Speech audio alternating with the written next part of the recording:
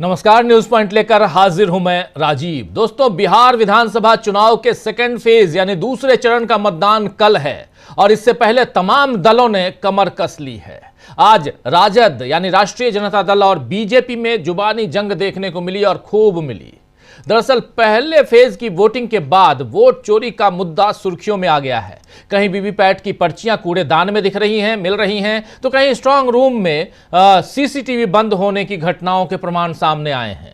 और इन तमाम मसलों पर चुनाव आयोग घिर ही रहा था कि देश के वरिष्ठ वकील कपिल सिब्बल की एक प्रेस कॉन्फ्रेंस सामने आ गई। उस प्रेस कॉन्फ्रेंस में खुलासा हुआ है कि बीजेपी कैसे हरियाणा से स्पेशल ट्रेन चलवाकर 6000 मतदाताओं को बिहार लेकर गई है। आइए यहीं से शुरुआत करते हैं, कैसे मतदाताओं को यहां से एक्सपोर्ट किया जा रहा है, यानी हरियाणा से बिहार एक्सपोर्ट करना, इंपोर्ट एक्सपोर्ट आप जानते होंगे, वहां भेजा जा रहा है कि वो मतदाता और गले में बीजेपी की पट्टी लगाकर, कमल छाप पट्टी लगाकर, पट्टा लगाकर अगर यहां से लोग जा रहे हैं तो उसे क्या माना जाए। वोटर हैं आप, वहां जाएंगे, अच्छी बात है, लेकिन स्पेशल ट्रेन के जरिए भेजा जा रहा है तो इसका मतलब जो राहुल गांधी ने एच फाइल्स, हरियाणा फाइल्स खोला था, क्या वही अब वहां भी खोलने की तैयारी है। आप निराश मत होइए, जो वोटर हैं वोट देने जाइए और जरूरत से ज्यादा वोट दीजिए, यानी सब निकलिए, बाहर जाइए, वोट दीजिए, वोट करके आइए। और यहां पर यह मत सोचिए कि एक वोट मेरा, एक वोट से क्या हो जाएगा, बहुत कुछ हो सकता है। अगर आपको ऐसी तमाम धांधलियों पर विजय पाना है, जीतना है, तो आपको घरों से बाहर निकलना होगा और वोट डालना होगा। लेकिन कपिल सिब्बल ने जो खुलासा किया प्रेस कॉन्फ्रेंस में, आइए जरा उसको सुनिए। कोई जवाब नहीं देंगे और अब साफ जाहिर है कि ये ट्रेन केवल बीजेपी के वोटर्स को ले जा रही थी करनाल से। तो ये उदाहरण आपके सामने अभी आपको दिखाया जाएगा और उसका पैसा बीजेपी दे रही थी, वो खुद कहते हैं। और साथ साथ में वो ये भी कहते हैं कि ये सैनी जी भिजवा रहे हैं हमें। तो आप ये वीडियो सुनिए। ये देखिए भाई, भाजपा पार्टी जो है ट्रेन भर के जो है बिहारियों की वो बिहार भेजा जा रहा है। ये देखिए, ठीक है, ये पूरा वीडियो नहीं है क्योंकि जो रेलेवेंट वीडियो वो ज़्यादा है, तो इसलिए आपको केवल रेलेवेंट दिखाया, क्योंकि उस टाइम वेस्ट होगा। तो आपको जो पूरा है वो भी भेज दिया जाएगा, वो दिक्कत नहीं है। तो फिर जो मैंने कल कहा था वो सच निकला। इन्होंने ट्रेन चलवाई और इसलिए चलवाई कि भाजपा के जो समर्थक हैं, चाहे वो वहाँ के वोटर हों या नहीं, वहां वोट डालने जा रहे हैं। क्या सारे वोटर हैं या नहीं हैं, इसकी भी जांच होनी चाहिए। लेकिन एक चीज तो साफ जाहिर है ना कि भाजपा के लोग ही यहां से जा रहे हैं और करनाल से जा रहे हैं, जो हमने कहा कल आपको। और ये भी कह रहे हैं कि पैसा भी भाजपा ने दिया इनकी टिकटों का। वो तो पूरा representation of people act corrupt practice बनती है, उसका उल्लंघन है। और जहां जहां भी ये वोट करेंगे वो इलेक्शन रद्द हो सकती है, वो इलेक्शन ही रद्द हो सकती है। चलो, ये तो बात मैंने कल कहा था वो आपके सामने मैंने। तो यहां आपने देखा, सुना, कपिल सिब्बल कल भी प्रेस कॉन्फ्रेंस उन्होंने की थी, आज भी प्रूफ के साथ, प्रमाण के साथ कपिल सिब्बल ने प्रेस कॉन्फ्रेंस की और उसमें उन्होंने बताया कि कैसे करनाल हरियाणा से भाजपा के वोटर्स को ले जाया जा रहा, मतदाताओं को ले जाया जा रहा है और पैसा भी भारतीय जनता पार्टी दे रही है, उसकी सरकार वहां पे है, वो दे रही है। इस बीच आज तेजस्वी यादव ने चुनाव आयोग से पूछा है कि पहले चरण का मतदान 6 नवंबर को हो गया और आज 10 नवंबर है, 4 दिन बाद भी चुनाव के सही आंकड़े क्यों नहीं सार्वजनिक किए गए हैं। क्यों नहीं चुनाव के तमाम आंकड़ों, जिसमें बताया जाता था कि कितनी महिलाओं ने वोट डाले, कितने पुरुषों ने वोट डाले, आपने कुछ क्यों नहीं बताया, जबकि आज की तारीख में जमाना जो है वो डिजिटल का है। जरा सुनिए यहां पर क्या कुछ कह रहे हैं, पूछ रहे हैं, बता रहे हैं तेजस्वी यादव प्रेस कॉन्फ्रेंस में, सुनिए। बात अब देखिए, इलेक्शन कमीशन पहला चरण का मतदान कब हुआ? 6 नवंबर को। आज हम बैठ के पीसी कर रहे हैं 10 नवंबर को। 4 दिन बाद भी आंकड़े जो है सार्वजनिक नहीं किए गए हैं कि पुरुष ने कितने मतदान किए और महिलाओं ने कितने मतदान किए। कोई भी ऑफिशियल आंकड़ा नहीं आता। पहले भी मैनुअली, पहले के ज़माने में तो उसी दिन उसी समय बता देता था मैनुअली। आजकल तो टेक्नोलॉजी का ज़माना है, फिर भी ये आंकड़ा क्यों छुपाया जा रहा है, सबसे बड़ा मेरा प्रश्न है। 4 दिन हो गया, यानी आप समझिए, मान लीजिए 11 को अगर वोटिंग है और 14 को रिजल्ट है, तो आपको 14 तक पता ही नहीं चलेगा कि कितने पुरुष और महिलाओं ने वोटिंग की। This is a joke.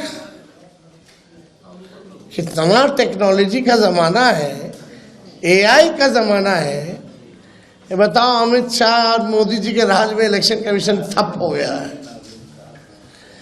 अरे भाई, इतना तो पहले के ज़माने में उसी दिन उसी वक्त मैनुअली लोग निकाल करके दे देता था कि इतना प्रतिशत जो है पुरुषों ने मतदान किया, इतने प्रतिशत जो है महिलाओं ने मतदान किया, और ये उम्र के लोगों ने इतना इतना मतदान किया। आप मीडिया के लोग यहाँ हैं, विद्वान लोग हो, ज़रा बताइए, आप लोगों को जानकारी में है क्या? ये कहीं भी ऑफिशियली ये बात आई है? Where is election commission? मतलब भाजपा जितना पाप करेगा सब पे पर्दा इलेक्शन कमीशन डालेगा। भाजपा पाप करता रहे, इलेक्शन कमीशन उसका पाप धोता रहे। इलेक्शन कमीशन टूल बन गया, लग रहा है मर गया है। ये तो सिंपल सी बात है भाई। विदेशों में कितना देश का नाम बदनाम करेंगे। विदेशी पत्रकार भी अगर पूछेंगे भाई कितना रेशियो है, 4 दिन हो गया चुनाव को, अब तक नहीं आया, तो देश का तो मजाक उड़वा रहे हैं लोग। तो हम तो जानना चाहेंगे कि भाई जल्द से जल्द दे दो। ऐसा जो आप लोगों का रफ्तार है, लग नहीं रहा कि दूसरा फेज वाले का पता भी चल पाएगा कि कितना रेशियो में किसने किसने कितना मतदान किया। तो यहां आप सुन रहे थे तेजस्वी यादव को। तेजस्वी यादव अपनी बात रख रहे थे। तेजस्वी यादव ने इसी प्रेस कॉन्फ्रेंस में यह भी कहा है कि हार के खौफ से गृह मंत्री अधिकारियों से मिलकर और फोन पर धमकी दे रहे हैं। ये बात उन्होंने कही, इस पर भी आएंगे, लेकिन इससे पहले एक बहुत बड़ी खबर आपको बता दूं कि इधर दिल्ली में लाल किले के पास एक बड़ा धमाका हुआ है, जिसमें बताया जा रहा है कि लगभग 12 लोगों की जान चली गई है। यह धमाका एक कार में हुआ है और ये विजुअल्स आप देख रहे हैं। एक कार में यह धमाका, दिल्ली के लाल किले के पास यह धमाका हुआ है और इसमें बताया जा रहा है कि लगभग 12 लोगों की जान जा चुकी है। दिल्ली के लाल किले के पास, लाल किले का एरिया आप जानते हैं, चांदनी चौक और उधर जामा मस्जिद है, और ये एरिया काफी सेंसिटिव है, काफी भीड़ भाड़ वाला एरिया है। और ये विजुअल्स इससे आप समझ सकते हैं, देख सकते हैं ये बड़ा धमाका। और इस धमाके में अभी तक जो पहली सूचना आ रही है वो 12 लोगों के जान जाने की सूचना आ रही है। इस पर हमारी निगाहें टिकी रहेंगी और जैसे यहां से कुछ भी अपडेट आते हैं, कुछ भी बड़ी खबर आती है, हम आप तक पहुंचाएंगे। बिहार चलते हैं। बिहार में चुनावी गतिविधियां तेज हैं और इन चुनावी गतिविधियों के बीच अलग अलग दलों के नेताओं की जो अपनी बातें हैं वो हम आप तक पहुंचा रहे हैं। और कल फर्स्ट फेज की पोलिंग के बाद सेकंड फेज की और आखिरी पोलिंग जो है वो सुबह 6 बजे से होनी है, और 7 बजे से, माफी चाहूंगा, 7 बजे से होनी है। 8 बजे से सुबह लगातार आप डीबी लाइव पर महा कवरेज देखेंगे इसी मसले पर। तेजस्वी यादव ने इसी प्रेस कॉन्फ्रेंस में जो कुछ कहा है उसमें गृह मंत्री, यानी जो अभी आप सुन रहे थे, उसी में उन्होंने कहा कि देश के गृह मंत्री यानी अमित शाह आखिर किस खौफ में हैं। वो आखिर अधिकारियों से होटल में मिल तो रहे हैं और लेकिन सीसीटीवी कैमरा जो है उसको बंद करवा दे रहे हैं, फोन पर लेकिन उन्हें धमकी दे रहे हैं अधिकारियों से। क्या चल रहा है उनकी जुबानी सुन लीजिए जरा, तेजस्वी यादव की जुबानी। नमस्कार, आज 9 नवंबर है। दूसरे चरण का प्रचार प्रसार जो है आज ख़त्म हुआ और पूरा बिहार जो है एक तरफा हो रखा है। बदलाव के लिए जो है मतदान कर रहे हैं लोग, चाहे बूढ़े हों, बुजुर्ग हों, माताएं बहनें, नौजवान युवा साथी, चाहे कोई जात के हों, कोई धर्म के हों, कोई वर्ग के हों, सब लोग जो है बदलाव के लिए वोट कर रहे हैं और इस बार बिहार में परिवर्तन तय है। इसी खलबली में एक बड़े नेता जो कई दिनों से बिहार में जो है डेरा डाल के बैठे हैं, भारत के गृह मंत्री, लगातार जो है अधिकारियों को फ़ोन कराना, मिलना, निर्देश देना, ये सब वो काम कर रहे हैं। और आज शाम की हमको सूचना मिली है कि भाई मुख्यमंत्री आवास से भी जो है कई लोगों, कई अधिकारियों को जो है फ़ोन जा रहा है और कई जगह कहाँ क्या डिस्टर्ब करना है, अपने अपने रेंज में वो अधिकारी कौन बूथों पे डिस्टर्ब करना है, कौन बूथों पे नहीं करना है, इस तरह का निर्देश जो है जा रहा है।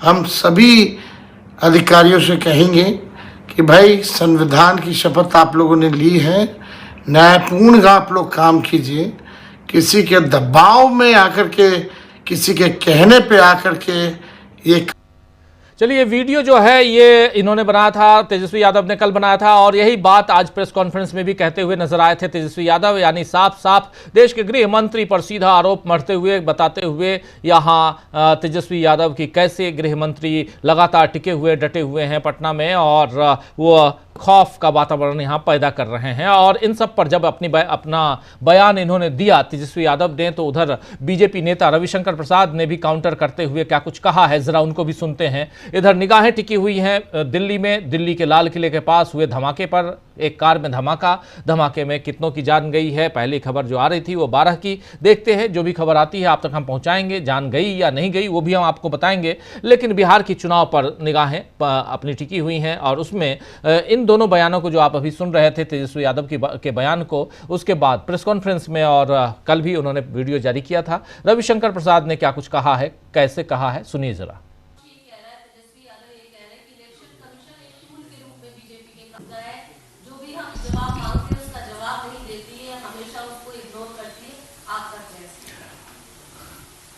मैं एक ही बात कहूंगा, ये कौन सी भाषा है? आप कैसे जीते चुनाव? आरजेडी कैसे जीता चुनाव?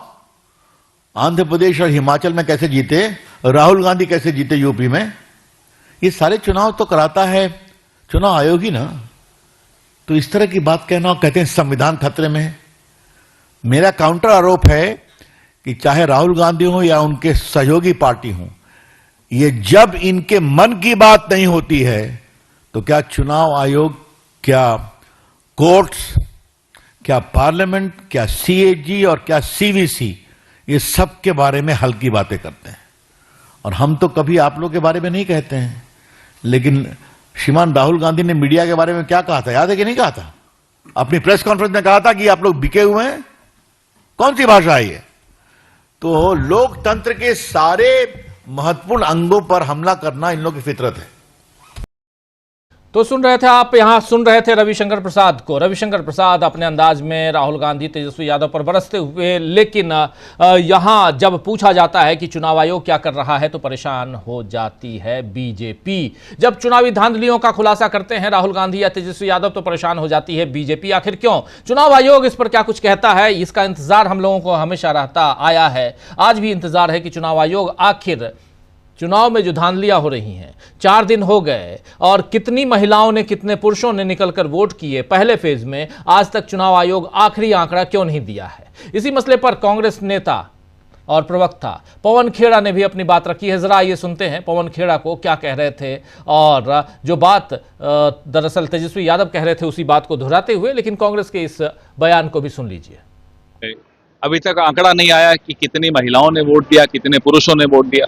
जब तकनीक में हम पिछड़े थे, हमारा देश जब तकनीक में पिछड़ा था, तब रोज शाम को आ जाता था चुनाव के दिन। अब तकनीक में हम बहुत आगे हैं, हम तो डिजिटल इंडिया है। उसके बाद भी 4 दिन के बाद चुनाव आयोग आंकड़े क्यों नहीं दे रहा? ये एक रहस्य है जिस पे पर्दा उठना चाहिए और हम उम्मीद करते हैं कि आप लोग साथी जो हैं हमारे मीडिया के, वो इससे पर्दा हटाएं। बीजेपी कह रही है कि हार के डर से बौखलाहट। अरे हार का डर छोड़िए ना, लोकतंत्र को तो मत हराइए। हम तो जीत रहे हैं, हम जीत जाएंगे, हमें मालूम है बिहार नहीं इनको चोरी करने देगा। लेकिन चुनाव आयोग की पोल खुल रही है बिहार, तो सम्राट चौधरी पर उंगली छिपाने को लेकर के हाँ, वो बिल्कुल होना भी चाहिए। हमने प्रेस वार्ता भी की थी, ये खुलासा हमने किया भी था। तो बीजेपी और एनडीए के तो तमाम लोगों के ऊपर कई अभी फाइलें खुलनी हैं, सरकार बनने दीजिए, उसके बाद देखिए। सर, महागठबंधन एनडीए पूरा कॉन्फिडेंटली कह रही है कि 14 तारीख को लिया जाएगा एनडीए की तरफ से। उधर तेजस्वी यादव कह रहे हैं और मीठा भारती ने भी कहा है कि महागठबंधन जीत रही है। क्या लगता है? हम पूरी तरह से आश्वस्त हैं कि हमारी गठबंधन हमारा सरकार में आ रहा है। तो गठबंधन सरकार की बात हो रही है। हमारे गठबंधन जो है यानी महागठबंधन सरकार बनाएगा, ये कह रहे हैं यहाँ पवन खेड़ा, और वो भी वही बात कह रहे हैं जो तेजस्वी यादव कह रहे थे कि आखिर 4 दिन हो गए और अभी तक आंकड़े क्यों नहीं आए। इधर एक वीडियो और जारी किया है आज आरजेडी ने, राष्ट्रीय जनता दल ने, और इस वीडियो जारी कर उन्होंने चुनाव की गड़बड़ियों को उजागर किया है। ये वीडियो जो है वो है सिवान का वीडियो, जिसमें चुनाव की धांधलियों की बात हो रही है। देखिए, वीवीपैट पर्ची यहाँ भी सिवान में भी यहाँ मिली है, और इस पर्ची को दिखाते हुए, इस वीडियो को दिखाते हुए राजद ने यानी राष्ट्रीय जनता दल ने क्या कुछ लिखा है, आइए जरा उसके ट्वीट को पढ़ लेते हैं, बता देते हैं आपको कि ट्वीट में क्या कुछ है। साफ साफ यहाँ पर आरजेडी का कहना है कि चुनाव आयोग ये क्या धांधली कर रहा है। सिवान जिले की महाराजगंज विधानसभा क्षेत्र की वीवीपैट से निकली पर्चियां सड़क किनारे एक गड्ढे में पड़े मिले। 2 बाहरी डकैत चुनाव आयोग के साथ मिलकर बिहार में लोकतंत्र को गड्ढे में दफन करना चाहते हैं। अगर